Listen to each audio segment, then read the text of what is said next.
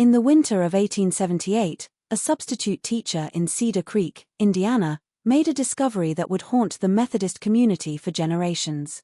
Over 2 years, 50 children had vanished from the town's most beloved Sunday school program. These were children whose names appeared in attendance records, but whose families seemed to have forgotten they ever existed. 026, what she discovered beneath the church floorboards would reveal a horror so systematic that local authorities suppressed the evidence for decades. Tonight, we uncover the truth about Cedar Creek's most protected secret. Before we continue with the story of Margaret Wilson and the children who trusted her with their lives, know this channel isn't for everyone. It is only for those brave enough to confront the darkest corners of America's religious history. 057, if you're ready to hear stories that few channels dare to tell, hit that subscribe button and let me know in the comments what state you're listening from.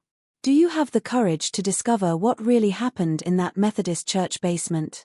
The subsequent investigation would expose not just individual evil, but an entire community's willingness to look away from inconvenient truths, and a criminal network that had been operating across the Midwest for over a decade. 124, Cedar Creek sat in the heart of Indiana's coal country, where Methodist faith ran as deep as the mine shafts honeycombing the earth beneath. By 1876, the town boasted nearly 3,000 souls, most of them God-fearing families drawn by promises of steady work in the expanding rail yards and coal operations that connected Indiana's resources to Chicago's hungry markets. 153, the Baltimore and Ohio Railroad had reached Cedar Creek in 1871, transforming a sleepy farming community into a bustling hub of commerce and industry. This rapid growth brought challenges that tested the social fabric of traditional rural life. Irish and German immigrants arrived weekly, seeking work in the mines and rail yards. Their Catholic and Lutheran faiths created tensions with the established Protestant majority. 221, Methodist, Baptist, and Presbyterian congregations competed not just for souls, but for social influence in a community where religious affiliation often determined business opportunities and social standing. The community's crown jewel was the First Methodist Church, a magnificent structure of Indiana limestone with twin bell towers that could be heard for miles across the rolling farmland. 248, completed in 1874 with donations from prosperous merchants and mine owners, the building represented Methodist aspirations to cultural leadership in the rapidly changing town. Its Gothic Revival architecture, stained glass windows imported from Cincinnati, and steam heating system marked it as the most modern religious facility in Hamilton County. 312, Sunday mornings in Cedar Creek meant packed pews and children's voices raised in hymn. But what truly set First Methodist apart from neighboring congregations was the church's Sunday school program. Under the leadership of teacher Margaret Wilson, a stern-faced woman of 42 who'd arrived from Pennsylvania 5 years prior, the program had grown from a handful of local children to over 200 participants from surrounding counties. 333, parents brought their children from as far as 20 miles away, enduring difficult wagon rides over muddy roads to participate in what had become legendary throughout central Indiana. Margaret Wilson commanded respect through a combination of biblical knowledge, unwavering discipline, and an apparent gift for transforming even the most unruly children into model citizens. Her background teaching in Philadelphia's industrial schools had given her experience with children from diverse backgrounds, and she seemed to possess an intuitive understanding of how to reach young minds regardless of their family circumstances or natural abilities. 422, her assistant, Sarah Coleman, was a soft-spoken woman of 38 who'd never married and seemed to possess an almost magical ability to calm even the most restless child with her gentle voice and patient manner. Sarah had joined the program 2 years after Margaret's arrival, coming from a Methodist mission in Cincinnati where she'd worked with orphan children. Her references were impeccable, and her dedication to the children's welfare appeared absolute. 454, together, they were supervised by Robert Hayes, a prosperous businessman in his 50s who donated generously to expand the church's educational facilities. Hayes owned interests in 3 coal mines, 2 grain elevators, and the town's largest general store. His appointment to the church board had been unanimous, and his financial contributions had funded not just building improvements, but also the innovative educational programs drawing families from across the region. 524. What made Cedar Creek Sunday School legendary throughout Hamilton County were the special biblical excursions, educational trips that combined scripture study with visits to historical sites across Indiana and neighboring states.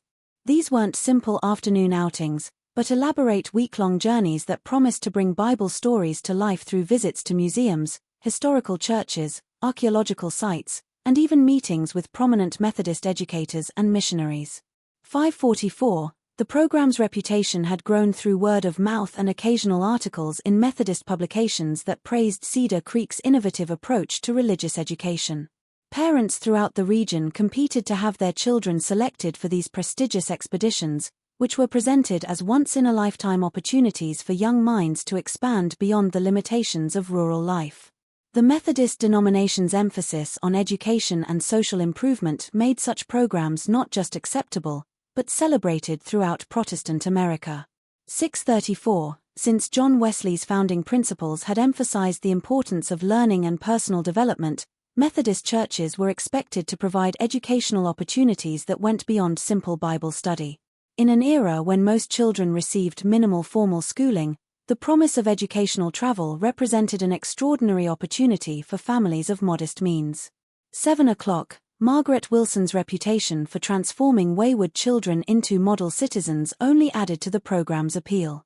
She had arrived in Cedar Creek with letters of recommendation from Methodist leaders in Philadelphia, where her work in industrial schools had gained recognition for reducing juvenile delinquency in some of the city's most challenging neighborhoods. 728. Her methods, which emphasized discipline combined with expanded horizons, seemed perfectly suited to the needs of a frontier community struggling with the social changes brought by rapid industrial development. The timing of the program's establishment had been perfect. The Panic of 1873 had left many families struggling financially, making the promise of educational opportunities for their children particularly attractive. 751. Parents who could barely afford basic necessities saw Margaret Wilson's program as a way to give their children advantages they could never provide themselves. The fact that these opportunities came through the church gave them additional legitimacy and moral authority. 812. Cedar Creek's Methodist congregation included many of the town's most successful citizens, mine owners, merchants, railroad officials, and prosperous farmers whose support lent credibility to any church-sponsored activity. When such respected community members endorsed the educational program and spoke proudly of their own children's participation, it became almost impossible for other parents to express doubts or concerns without appearing ungrateful or suspicious of beneficial community initiatives. 844. The program's expansion beyond Cedar Creek had been gradual but deliberate. Margaret Wilson had established contacts with Methodist churches in smaller surrounding communities, offering to include their children in the excursions as a service to rural families who lacked access to such educational opportunities. This regional approach not only increased the pool of potential participants, but also made it more difficult for any single community to track patterns or maintain oversight of the program's activities. 915. The first disappearance occurred in September 1876, though no one called it a disappearance at the time. 8-year-old Timothy Morrison had been selected for a special excursion to study ancient biblical practices at a newly discovered archaeological site near Louisville. 939. His parents, recent German immigrants who spoke limited English and worked in Hayes's newest coal mine, received Margaret Wilson's explanation with grateful nods and tears of joy. Timothy had shown exceptional promise in his brief months attending Sunday school, demonstrating an unusual ability to memorize scripture and ask thoughtful questions about biblical stories. 1002. Margaret Wilson explained that his intellectual gifts had come to the attention of a Methodist family in Kentucky who specialized in biblical archaeology and ancient studies. They had specifically requested a bright young student to assist with their research while receiving advanced education that would prepare him for possible missionary work or religious scholarship. 1022. The opportunity was presented as a rare honor that reflected not just Timothy's abilities, but the quality of Cedar Creek's educational program. The Morrison family would receive regular reports on their son's progress, and Timothy would return after 2 years with knowledge and connections that could transform his life prospects. 1042. For parents who had immigrated to America hoping to give their children better opportunities than they had known in Germany, the offer seemed like an answer to their prayers. Timothy's departure barely registered in the community consciousness. 1101, the Morrison family seemed proud rather than concerned, and Margaret Wilson's detailed letter explaining the opportunity convinced even skeptical neighbors that the boy had simply been blessed with an extraordinary chance for advancement. The fact that Timothy had always been somewhat quiet and studious made his absence less noticeable among his peer group. 2 weeks later, 10-year-old Mary Catherine Phillips joined an excursion focused on missionary work among distant communities. Her widowed mother, who struggled to support 3 children on the small income from taking in laundry, 1134, received assurances that Mary Catherine would be learning valuable skills while helping to establish Sunday schools in newly settled territories. The girl's obvious intelligence and leadership qualities made her selection seem not just reasonable, but inevitable. 1154, Mary Catherine had been one of the most popular children in the Sunday school program, known for her ability to help younger children with their lessons and her enthusiastic participation in all activities. Margaret Wilson explained that a Methodist mission organization in Illinois had specifically requested a capable young girl to assist with their work among families moving west. 1215, Mary Catherine would receive training in teaching methods while helping to spread Methodist education to frontier communities that lacked established churches. The promise of regular correspondence and eventual return was accompanied by the suggestion that Mary Catherine's experience could lead to a position as a professional teacher or missionary. 1242, careers that would provide financial security and social respectability far beyond what her current circumstances might offer.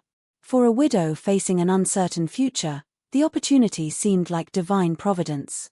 By Christmas of 1876, 6 more children had departed on various educational expeditions. Each departure followed the same careful pattern: selection based on demonstrated merit, detailed explanations of educational opportunities, promises of correspondence that somehow never quite materialized, and reassurances that any lack of communication simply reflected the children's deep immersion in their studies.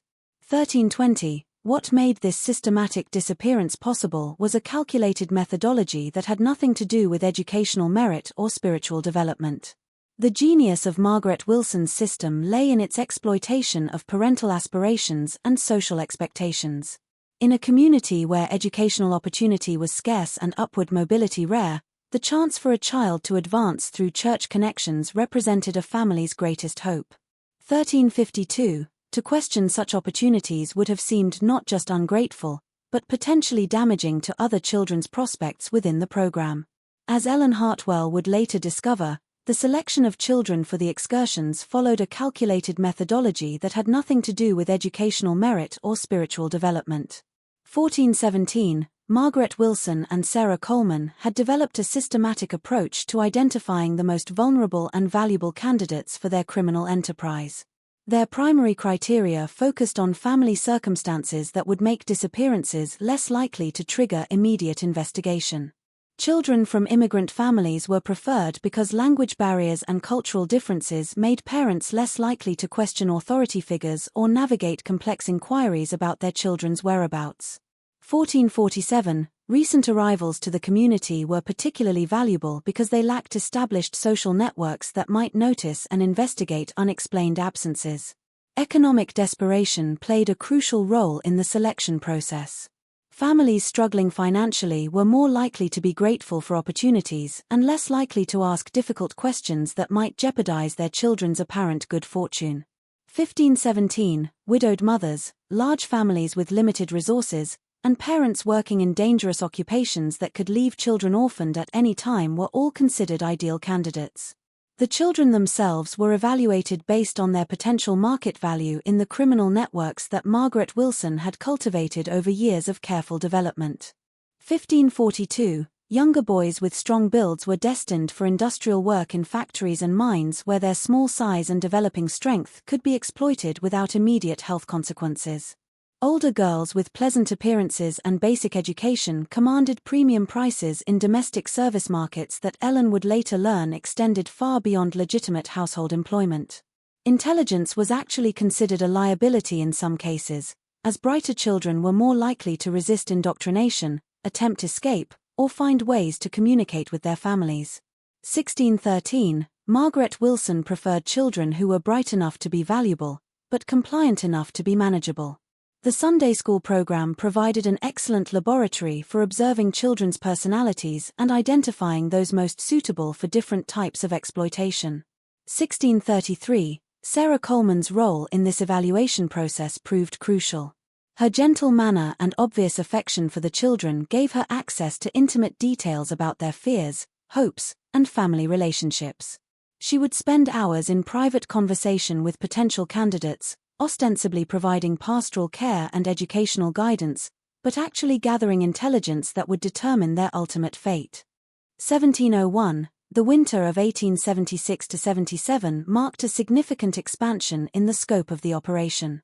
Margaret Wilson had established connections with similar programs in Methodist churches throughout Indiana, Ohio, and Illinois, creating a regional network that could move children across state lines and make tracking infinitely more difficult.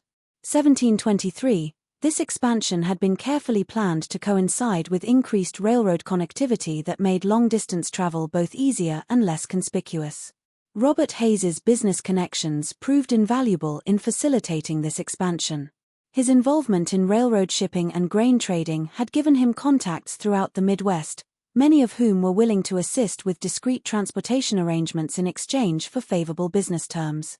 1753, the legitimate cover provided by his various enterprises made it possible to move children across multiple states without arousing suspicion from law enforcement or railroad officials. The financial returns from the operation had exceeded all expectations, generating enough revenue to fund significant expansions of the church's facilities and educational programs. 1820, this created a virtuous cycle from the conspirators' perspective. Their criminal profits funded improvements that attracted more families and provided better cover for their activities. The new church basement facilities funded by Hayes's donations included private rooms and storage areas that facilitated their operations. 1844, by spring 1877, the program was handling children from over 12 different communities, with some families traveling more than 30 miles to participate in Cedar Creek's renowned educational offerings. This geographic spread made it virtually impossible for any single community to notice patterns or maintain oversight of the program's activities. Parents in different towns rarely communicated with each other, and the prestige associated with selection for the excursions discouraged questioning that might seem to challenge the program's integrity. 1918, but the true architect of this deception would prove to be someone far more calculating than anyone suspected. The success of the operation attracted attention from criminal networks in major cities who were eager to establish reliable sources for child labor. 1938, Margaret Wilson's reputation for delivering healthy, educated, and properly conditioned children had spread through underground channels, leading to advanced orders and premium pricing that transformed what had begun as opportunistic crime into systematic human trafficking. Sarah Coleman's personal journal, which Ellen Hartwell would eventually discover, revealed the psychological sophistication that made the operation possible. 2004, unlike Margaret Wilson, whose motivations appeared primarily financial, Sarah demonstrated a disturbing fascination with the process of psychological manipulation itself. Her detailed observations of each child's personality, fears, and weaknesses read like clinical studies in human behavior. 2028, the journal contained disturbing passages about conditioning children for their eventual destinations. Sarah had developed techniques for gradually separating children from family attachments, identifying which children would adapt best to different types of work, and developing strategies to prevent rebellion or escape attempts. Her apparent affection for the children masked a calculating assessment of their commercial potential and psychological vulnerabilities. 2054, one particularly chilling entry described her work with 12-year-old Anna Kowalski, whose selection for a special missionary training program had been celebrated by her Polish immigrant parents as a divine blessing. Sarah's notes detailed how she had gradually convinced Anna that her family's poverty and foreign background made them unsuitable guardians for a child with such exceptional spiritual gifts. 2120, by the time Anna departed for her supposed missionary training, she had been convinced that serving God required her to abandon her former life entirely. Sarah's methods extended beyond individual manipulation to encompass systematic deception of the broader community. She had crafted a carefully managed correspondence system that created the illusion of ongoing contact with departed children while actually providing no genuine communication at all. 2154, parents received periodic updates written in Sarah's hand, but supposedly dictated by their children, describing progress in their studies and expressing gratitude for the opportunities they were receiving. These fabricated letters served multiple purposes. They reassured parents and prevented persistent inquiries that might lead to investigation. 2217, they provided seemingly innocent explanations for the children's continued absence and apparent reluctance to return home. Most importantly, they created a paper trail that could be used to justify the program's activities if questions were ever raised by outside authorities. The sophistication of Sarah's psychological manipulation extended to her relationships with other adults in the community. 2247, she had identified key individuals whose support was crucial for maintaining the program's reputation and had developed specific strategies for managing each relationship. Her journal contained detailed profiles of community leaders, noting their personal ambitions, family vulnerabilities, and business interests that could be leveraged to maintain their cooperation. 2310, in January 1878, tragedy struck the regular teaching staff when Sarah Coleman fell ill with what the local doctor diagnosed as consumption. The timing was particularly unfortunate, as the program was preparing for its most ambitious series of excursions yet, a coordinated effort that would place nearly 30 children in various locations across the Midwest before the spring planting season made travel more difficult. Sarah's illness created a crisis for the operation. 2337, her intimate knowledge of each child's psychological profile and her carefully cultivated relationships with parents made her irreplaceable in the short term. Margaret Wilson found herself overwhelmed by administrative duties that had previously been shared, while Robert Hayes pressured her to maintain the program schedule despite the staffing shortage. The church board's decision to hire 24-year-old Ellen Hartwell as a temporary replacement was based primarily on her recent graduation from the Indiana State Normal School and her impressive credentials as a trained educator. What the conspirators failed. 2400 hours 17, to anticipate was that Ellen's professional training had taught her the importance of detailed record-keeping and systematic educational assessment skills that would prove fatal to their carefully constructed deception. Ellen had grown up in a Methodist family in southern Indiana where her father served as a circuit preacher and her mother taught in various church schools. 2400 hours 40, her decision to pursue formal education training had been motivated by a desire to improve the quality of religious education available to rural children. She arrived in Cedar Creek with genuine enthusiasm for the program's apparent innovations and high reputation throughout the Methodist community. However, Ellen's professional training would soon lead her to notice discrepancies that others had overlooked. Her first weeks in the position seemed to confirm everything she had heard about the programs. 25:11, Quality and Effectiveness. The children who remained in regular attendance were indeed well-behaved, knowledgeable about Scripture, and enthusiastic about their studies. The facilities were modern and well-equipped, and the community support for the program was evident in both financial contributions and parental participation. 25:36, but Ellen's professional training had taught her to look beyond surface appearances and evaluate educational programs based on measurable outcomes and systematic documentation. Her requests to review assessment records, correspondence files, and long-term tracking data were initially deflected by Margaret Wilson with explanations about the unique nature of their program and the confidential relationships they maintained with host families. 26:04, Ellen's first serious concerns arose when she attempted to prepare lesson plans that would build upon the previous year's curriculum. The absence of detailed records about what children had studied before their departure made it impossible to ensure continuity in the education of their siblings and classmates who remained in the program. 26:24, when she raised these concerns with Margaret Wilson, she was told that the departed children's studies had been so specialized that their curriculum bore little relationship to the regular Sunday school program. More troubling still, when Ellen casually mentioned some of the missing children in conversations with longtime church members, she was met with confused looks and vague responses. 26:51, it was as if the community had collectively forgotten these young souls had ever existed. Parents who had once proudly spoken of their children's educational opportunities now seemed reluctant to discuss the subject at all, changing the conversation when Ellen attempted to ask about letters or updates from their absent children. Ellen's professional training had included instruction in recognizing signs of educational fraud and institutional abuse. 27:16 Problems that were becoming increasingly common as demand for educational services outpaced the supply of qualified providers. The pattern she observed in Cedar Creek matched several warning signs she had been taught to identify: vague record-keeping, reluctance to provide documentation, defensive responses to reasonable questions, and systematic isolation of program participants from outside oversight. 27:43 Her first direct confrontation with Margaret Wilson came in February 1878.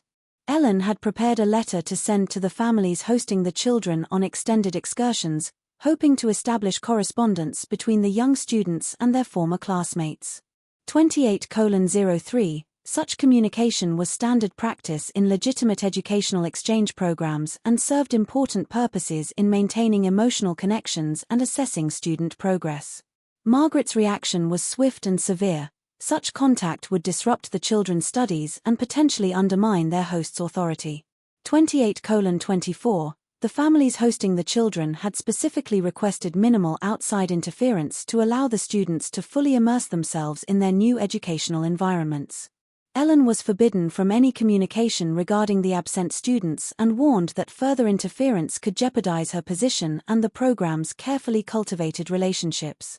The substitute teacher's suspicions deepened when she discovered that none of the churches or educational institutions supposedly hosting the children had ever heard of the Cedar Creek program. Letters sent to Methodist. 28:57 Congregations in cities where children had reportedly been placed returned with polite but confused responses. No one had any record of Cedar Creek students or educational exchanges. Ellen's investigation took a crucial turn when she began examining the financial records associated with the educational program. 29-21 As a trained educator, she understood that legitimate educational exchanges typically involved detailed financial arrangements, insurance considerations, and contractual agreements between participating institutions. The absence of such documentation in Cedar Creek's files seemed increasingly suspicious. Robert Hayes's role in financing the program had always been presented as straightforward philanthropy. 29:46 A successful businessman supporting community education through generous donations. But Ellen's examination of church financial records revealed a more complex pattern of transactions that seemed inconsistent with simple charitable giving. Large sums of money moved in and out of program accounts with no clear documentation of their purpose or destination. 30:10 More troubling still were the personal financial changes Ellen observed in the program's leadership. Margaret Wilson had purchased substantial property in Cedar Creek and was reportedly considering investments in California real estate. Sarah Coleman, despite her modest teacher's salary, had accumulated enough savings to afford extended medical treatment in Chicago.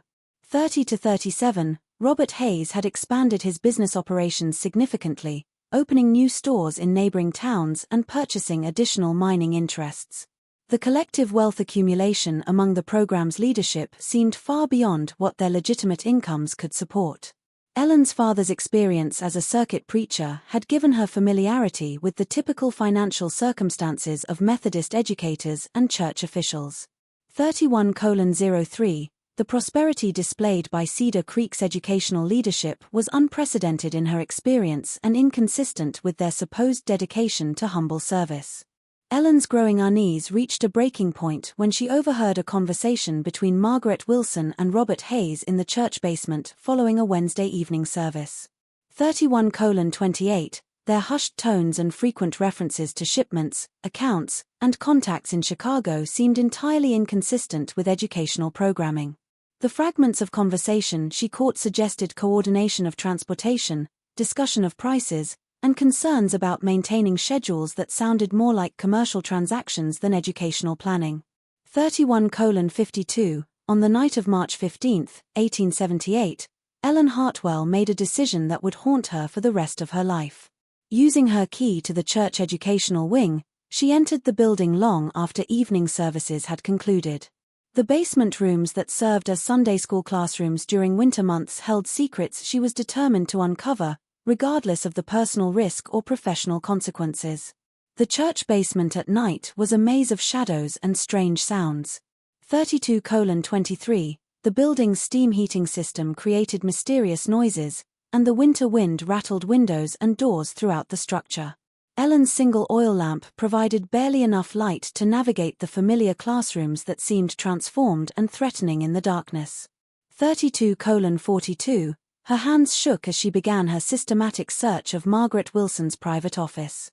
What she found beneath a loose floorboard in Margaret Wilson's private office defied every assumption about the woman's character and motives. A leather-bound ledger contained meticulous records spanning 2 full years. But these weren't educational records. 33:04, they were business transactions documented with the precision of a commercial enterprise and the cold calculation of systematic exploitation. Each missing child was listed with their age, physical description, family background, and what Ellen gradually realized were sales prices. Timothy Morrison, age 8, sturdy build, docile temperament, German family, limited English, had been sold for $85 to what the ledger cryptically referred to as Chicago textile interests.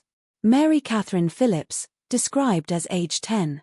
33:42, intelligent, leadership qualities, widowed mother, financially desperate, commanded $120 from Louisville Domestic Services. The entries grew more horrific as Ellen read deeper into the ledger. Children were categorized by their perceived value in different markets. 34:02, younger boys went to factories and mines where their small size and developing strength could be exploited. Older girls to domestic service that Ellen feared meant something far worse than legitimate housework. The ledger contained addresses in Chicago, Louisville, Cincinnati, and St. 34:21, Louis, along with coded references to contacts who could arrange transportation and provide documentation. Most chilling of all were the financial summaries. Over 2 years, Margaret Wilson, Sarah Coleman, and Robert Hayes had generated over $4,000 in documented revenue from the systematic sale of children, more money than most Cedar Creek families would see in a lifetime. 34:44, additional notation suggested this represented only the recorded transactions, with hints of off-books arrangements that could have doubled or tripled their actual profits. The basement yielded additional evidence that painted an even darker picture of the operation's scope and sophistication.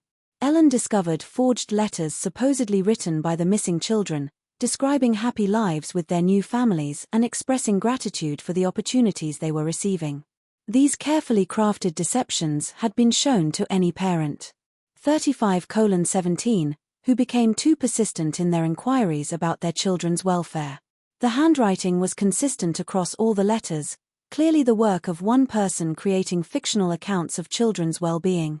The content followed similar patterns, emphasizing how much the children were learning, how grateful they were for their opportunities, and how important it was that they focus on their studies without distractions from their previous lives.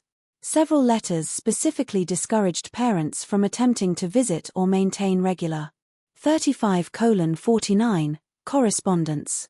In a locked drawer, Ellen found what appeared to be contracts with various industrial operations and domestic service agencies. The language was carefully coded, but the intent was unmistakable. These were purchase agreements for child labor arranged through a network of accomplices who had turned human trafficking into a profitable business model. 36:19, the contract specified delivery dates, payment terms, and even return policies for children who proved unsuitable for their intended work. The most damning evidence came in the form of correspondence between Margaret Wilson and her contacts in major cities. Letters detailed the specific requirements of various employers, their preferences for children of certain ages, their willingness to pay premium prices for particularly promising students, and their assurances of discretion. 36:53, in handling the arrangements. The correspondence revealed a sophisticated network that extended far beyond Indiana, with connections to similar operations in multiple states.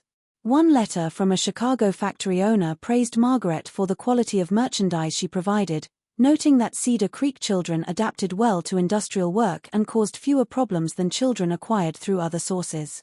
37-20, the letter included specific requests for the next shipment, with detailed specifications for age ranges, physical capabilities, and personality traits that would be most suitable for the factory's operations. Another letter from what appeared to be a Louisville establishment Ellen did not fully contemplate requested specifically girls between ages 12 to 14 with pleasant demeanor and basic education. 37:42, the coded language could not disguise the horrific implications of such requests, and Ellen realized that some of the children she had known and taught were likely trapped in situations far worse than industrial exploitation. The systematic nature of the operation became terrifyingly clear as Ellen continued her investigation throughout the night. 38-06, Margaret Wilson had identified Cedar Creek's Methodist community as an ideal hunting ground, parents trusting enough to surrender their children, isolated enough to prevent easy investigation, and aspirational enough to believe in promises of educational advancement. 38:26, the church's reputation and the educators' standing in the community provided perfect cover for what amounted to systematic child trafficking. The correspondence revealed that the Cedar Creek operation was part of a much larger network spanning multiple states.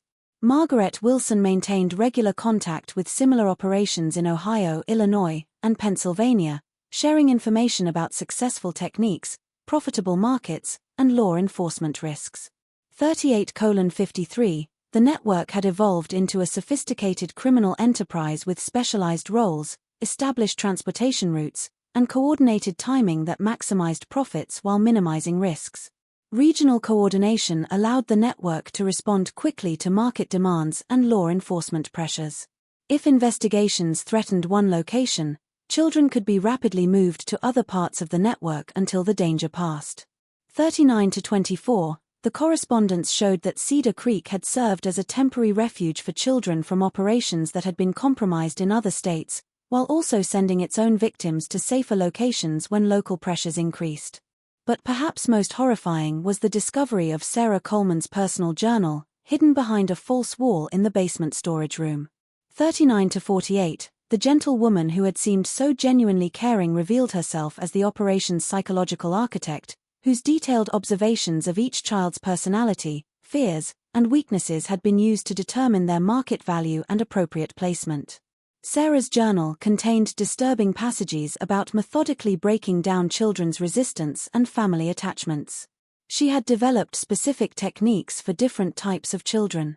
40-16, how to convince intelligent children that compliance was their only option, how to use religious instruction to create guilt and submission, and how to identify and exploit each child's deepest fears to ensure cooperation during the transition to their new circumstances.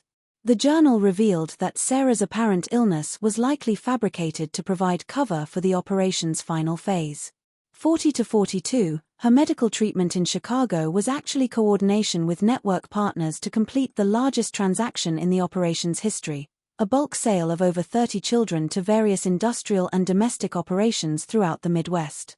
Hidden among Sarah's papers, Ellen discovered something that chilled her more than all the financial records and correspondence combined. 41:14, fragmentary testimonies from children who had attempted to escape or communicate with their families. These desperate messages had been intercepted and preserved, apparently as insurance against network partners who might consider betraying the operation. One note, written in a child's careful handwriting, read, "Mama, they told me you didn't want me anymore because I was bad." 41:37, I work in the big building with the loud machines. My hands hurt all the time, and I'm so tired. Please come get me. I promise I'll be good. The note was marked with an address in Chicago and a notation indicating it had been intercepted before delivery. Another fragment, apparently torn from a larger letter, contained a girl's plea. "The lady here says I have to be grateful for my food and bed, but she makes me do things that feel wrong." 42:07, I remember what you taught me about right and wrong, but she says God wants me to obey. I'm scared and I want to come home. The handwriting was identified in Sarah's careful notation as belonging to Mary Catherine Phillips. These testimonies revealed the psychological warfare that accompanied the physical exploitation. 42:27, Children were systematically convinced that their families had abandoned them, that their suffering was deserved punishment for unspecified sins, and that submission to their circumstances was both inevitable and morally required. The religious framework that had initially attracted their families was perverted into a tool for maintaining control and preventing resistance. 42:51 As Ellen continued reading through the horrific documentation, she realized the conspirators were preparing to vanish entirely. Ellen realized that the children who had been sold were not just physically enslaved, but psychologically broken in ways that would make rescue and recovery extraordinarily difficult. 43:16 Even if law enforcement could locate and free them, the damage to their minds and spirits might never fully heal. The true scope of the crime extended far beyond the initial trafficking to encompass systematic psychological torture designed to destroy any hope of escape or recovery. 43:37 The financial records revealed that the three conspirators had been preparing to abandon Cedar Creek entirely by the summer of 1878, taking their accumulated profits to California where they planned to establish themselves under new identities. The timing was carefully calculated to coincide with the completion of their largest transaction and the implementation of new railroad schedules that would facilitate rapid travel westward. 44:04 Margaret Wilson had already purchased property near San Francisco under an assumed name, while Robert Hayes had been liquidating his Indiana business interests and converting assets to portable forms that could be easily transported. Sarah Coleman's supposed illness provided cover for her gradual withdrawal from community obligations and preparation for departure. 44:30 The final excursion would have netted them enough money to fund their escape and early retirement in comfortable circumstances. The plan's sophistication extended to detailed contingency preparations for various scenarios if their activities were discovered before their departure. They had prepared false documentation, established escape routes, and identified criminal contacts who could provide assistance in avoiding law enforcement. 44:59 The correspondence showed they had even considered eliminating potential witnesses who might threaten their escape. Ellen's discovery of these escape plans revealed the urgency of her situation. The conspirators were not planning a gradual withdrawal, but a rapid abandonment that would leave their victims with no hope of rescue and no possibility of justice. The 23 children scheduled for the upcoming excursion were not just facing exploitation, but potential disappearance into a criminal network that spanned the continent. 45:28 The realization that she was probably the only person who knew the truth and had access to evidence created a terrible burden of responsibility. Any delay in acting could result in the permanent loss of nearly 24 more children, while premature action might allow the conspirators to escape justice and continue their operations elsewhere. 45:51 Ellen faced an impossible choice between the children's immediate safety and the broader goal of exposing the entire network. Ellen's discovery of the evidence coincided with Margaret Wilson's announcement of the most ambitious excursion yet, a month-long trip to historical biblical sites that would take 23 children as far as Philadelphia and possibly Boston. 46:16 The timing was no coincidence. Ellen realized this represented the operation's final harvest before the conspirators disappeared with their accumulated profits.